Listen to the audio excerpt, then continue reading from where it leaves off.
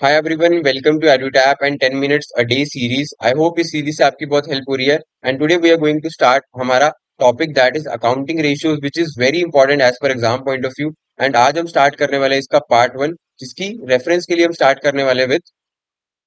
तो सबसे पहले इसकी नीड को समझेंगे। फॉर एग्जाम्पल, जब हम एनालिसिस करते हैं obviously we have balance sheet, profit and loss के हमारे पास बहुत सारी आइटम्स होती हैं फॉर द एनालिसिस, और ये चेक करने के लिए कि कंपनी कैसा परफॉर्म कर रही है। What if I right 2024 and 2024 की 25 की सेल्स को अगर हम कंपेयर करते हैं and it is 100 CR and 200 CR, so you would be saying कि कौन सा ईयर बेटर रहा एज कंपेयर टू सेल्स जब हम कंपेयर करते हैं। तो यहाँ पर 2025 was a better option. Next, अगर मैं आपके पास प्रॉफिट लिखता हूँ तो इट वुड बी, अगर 20 सीआर आपका 2024 में प्रॉफिट हुआ है एंड 25 सीआर अगर आपका प्रॉफिट हुआ है in the 2025, so you would be again saying कि ये वाली सिचुएशन बेस्ट है बिकॉज यहाँ पर 25 सीआर का प्रॉफिट हमें हो रहा है। बट ये आप कैसे एनालाइज कर रहे हो, एक एक आइटम को आप यहाँ पर एनालाइज करो, बट रेशियोज आपकी हेल्प करते हैं लिंकेज करने में, जहां पर आप कैलकुलेट कर सकते हो। फॉर एग्जाम्पल, अगर ये आपका नेट प्रॉफिट है एंड आप नेट प्रॉफिट रेशियो कैलकुलेट करते हो, that formula would be profit upon sales into 100, that is 20 CR upon 100 into 100 आपके पास आ जाएगा। दैट इज 20% का यहाँ पर आप क्या कर रहे थे, अर्निंग कर रहे थे फ्रॉम प्रॉफिट। एंड अगर हम 2025 की कंसिडर करते हैं, that is 25 CR upon 200 CR into 100। तो यहाँ पर जो आपका रेट आएगा दैट वुड बी 12.5%। अब आप अगर इसको कंपेयर करोगे, obviously 2024 year was better, but जब हम सिंगल टर्म्स में देख रहे थे 2025 हमें अच्छा लग रहा था। तो यहाँ पर रेशियो आपकी हेल्प करते हैं in the analysis of financial statements, चाहे वो एक बैलेंस शीट है, चाहे वो एक प्रॉफिट एंड लॉस की आइटम्स है। नेक्स्ट, अदर वेज क्या हो सकते हैं एनालाइज करने के लिए financial statements. Obviously we have studied fund flow analysis, जहां पर हम क्या देखते थे कि सोर्स ऑफ फंड क्या है, what is the source of fund as compare to जब हम बैलेंस शीट को देखते हैं। तो बहुत सारे आपके पास सोर्सेज ऑफ फंड होते हैं, जैसे आपने कोई भी लाइबिलिटीज के थ्रू या फिर आपने इक्विटी के थ्रू पैसा रेज किया, कोई भी प्रेफरेंशियल इशू किए, डेट इशू किया। एंड ऑब्वियसली आपको बिजनेस के अंदर बहुत सारे एक्सपेंसेस करने होते हैं, बहुत सारे एसेट्स परचेज करने होते हैं, that are known as your use of fund, जहां पर आप उस पैसे को क्या करते हो, यूज करते हो। Next with mean trend analysis आप कर सकते हो, सेल्स पिछले साल क्या थी, क्वार्टर में क्या इंक्रीज हुआ, क्या अफेक्ट आ रहा है सेल्स के अंदर, प्रॉफिट कैसे इंक्रीज हो रहा है। And obviously next one is your ratio analysis, जो हम यहाँ पर क्या करने वाले हैं, स्टडी करने वाले हैं इन डेप्थ। बहुत सारे रेशियोज आपके एग्जाम में आपके लिए कोर्स के अंदर डिजाइन है, that is we have profitability ratios. अगर आप इसमें देखोगे तो सारे रेशियोज प्रॉफिट से रिलेटेड होंगे, दैट इज रिटर्न से related, gross profit margin ratio, net profit margin ratio, return on assets और return on investments. When we talk about gross profit and net profit margin ratio, ये आपके किसके साथ link होते हैं, आपके सेल्स के साथ, that is gross profit upon sales into 100। And net profit के अंदर जस्ट क्या चेंज होगा, ग्रॉस प्रॉफिट की जगह you would be having net profit upon net sales into 100। Next, if we consider inventory turnover ratio, accounts payable turnover ratio, accounts receivable turnover ratio, so one thing is common, जहां पर हम turnover की बात कर रहे हैं which would be representing हमारा sales, थोड़े बहुत डिफरेंसेस के साथ ये रेशियोज भी आपके क्या हो जाते हैं, बहुत सिंपल हो जाते हैं। Next, liquidity ratio represent cash portion. जैसे क्विक रेशियो में हम ये देखते हैं कि हमारे पास कितनी क्विक एसेट है as compare to current liabilities. Current asset, current ratio we see current asset upon current liabilities. And हम वर्किंग कैपिटल को देखते हैं, डे सेल्स आउटस्टैंडिंग रेशियो को देखते हैं। लेवरेज रेशियो हमें क्या बताता है कि हम फॉर एग्जांपल ऑब्वियसली बिजनेस करने के लिए वी नीड सोर्सेज, तो वो सोर्सेज हमने कहाँ से लिए, डेट से कितना पैसा रेज किया, इक्विटी के थ्रू कितना पैसा रेज किया। एंड ऑब्वियसली अब जब आप उसको पे करने वाले हो तो कहाँ से आपके पास वो फाइनेंसेस आने वाले हैं। Next we have market ratios, जो ऑब्वियसली अगर आप एक कंपनी को एनालाइज कर रहे हो एंड वन थिंग जो सबसे पहले आप देखते हो that is your price to earning ratio, जो आज के टाइम पे बहुत ट्रेंड में है। And loan to value ratio, earning पर शेयर रेशियो, आप देखते हो कि एक शेयर जो आपके पास फॉर एग्जांपल किसी भी कंपनी का है, उस पे आपकी अर्निंग्स कितनी हो रही है फॉर दैट पर्टिकुलर शेयर, या फिर आपको डिविडेंड कितना मिल रहा है as compare to your market price. Next, आज हम एक रेशियो करने वाले हैं that is overall profitability ratio, which is very simple. अब इसको समझने के लिए हम एक और नॉर्मल सा बेसिक एग्जांपल ले सकते हैं, दैट इज अगर आज हमें क्या करना है, एफडी के अंदर इन्वेस्टमेंट करनी है। सो हम क्या कर रहे हैं, 1 लाख रुपीज की इन्वेस्टमेंट कर रहे हैं।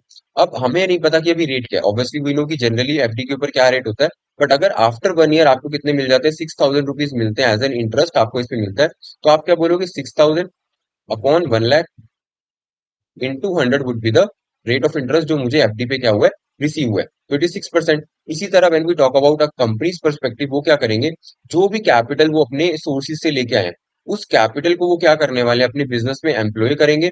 और जब उन्होंने उस कैपिटल को एम्प्लॉय कर दिया, एक तरह से इन्वेस्टमेंट कर दी, तो वो ये एक्सपेक्ट करेंगे, obviously business is running for the profit only, तो क्या रिटर्न वो उस पैसे से क्या कर पा रहे हैं, जनरेट कर पा रहे हैं, दैट इज हमारा return on investment, which is operating profit upon capital employed, जो आपने कैपिटल लगाया उस पर कितना रिटर्न अर्न किया, इनटू 100 आप इसको परसेंटेज टर्म्स में देखना चाहते हो।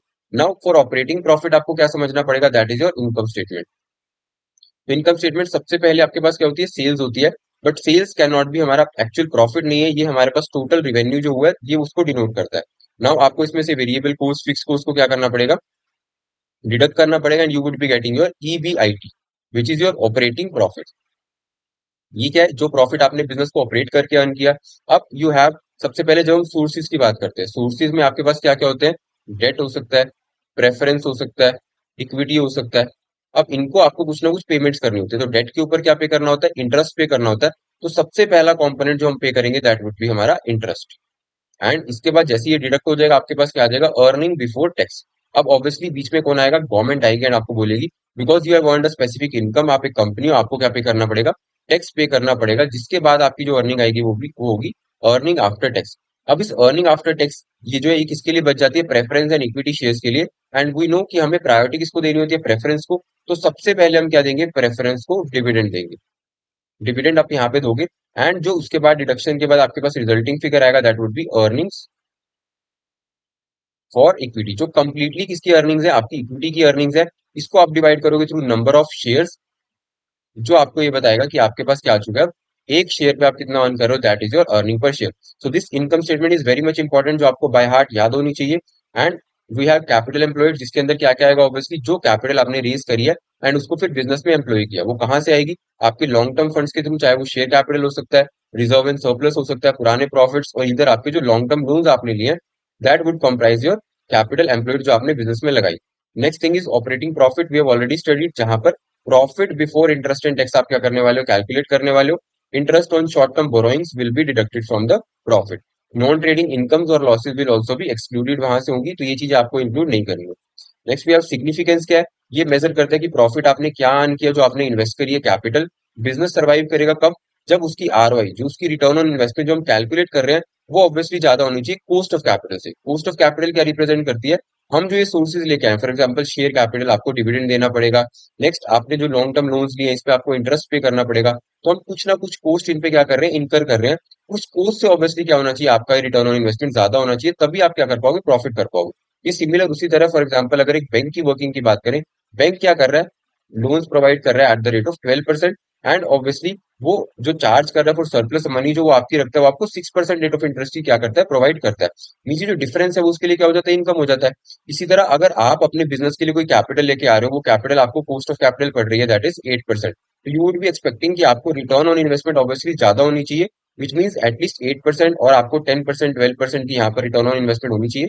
अगर ये आपकी कम है, लेस देन 8% है, तो आपको क्या होगा, लॉस होगा।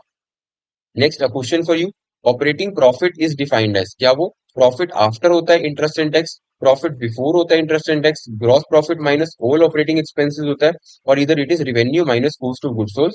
सो आई होप ये क्वेश्चन आपके लिए बहुत सिंपल होगा, you can answer in the chat box. And if you need any further guidance regarding the courses, तो आप एडिटैप की वेबसाइट पे लोग जा सकते हो, and you will be getting very wonderful courses. And we are starting with the super for the crash courses, also live crash course, जो आप एनरोल कर सकते हो। Thank you so much for being a part of this 10 minutes a day series.